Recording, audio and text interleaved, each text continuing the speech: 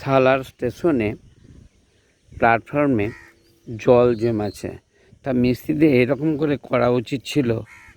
সবাইকে দেখে এদিকটা বাঁ দিকটা ঠিক আছে, সালার বাঁ দিকটা ঠিক আছে, এই ডান দিকে এই দেখুন জল জমে আছে। তা ঘাস গাছড়া হয়ে গেছে, জল যেন বেরিয়ে যায় সেইভাবে তো করা উচিত ছিল। সালার স্টেশন ঠিক আছে, আপনারা দেখতে পাচ্ছেন তো, সালার স্টেশন এরকম জল জমে আছে। জল জমে থেকে প্ল্যাটফর্মটা নষ্ট হয়ে যায় না, যখন করা হলো তখনই দেখে নিতে হয়। সেই পাইপে জল ভরা থাকে, সেইগুলো দিয়ে দেখে নিতে হয় জলটা যেন নিচে বেরিয়ে যায়। যা কিছু ঘাস উঠিয়েছে, এতক্ষণ জল জমে আছে। তা ভবিষ্যতে এরকম যেন কোনো প্ল্যাটফর্মই না থাকে।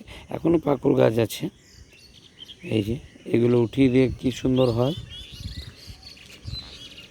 নর্দমাগুলো পরিষ্কার পরিচ্ছন্ন রাখা দরকার। যা কলে জল আছে,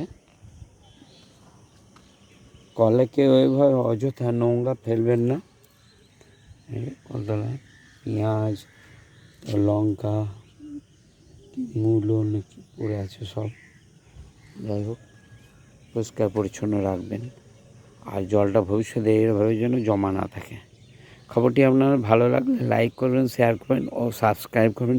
আমার যদি কোনো কিছু বলা ভুল ত্রুটি হয়ে থাকে, পৃথিবীর সমস্ত মানুষ আমাকে ক্ষমা করবেন। খবরটি আপাতত এখনকার মতো শেষ হলো।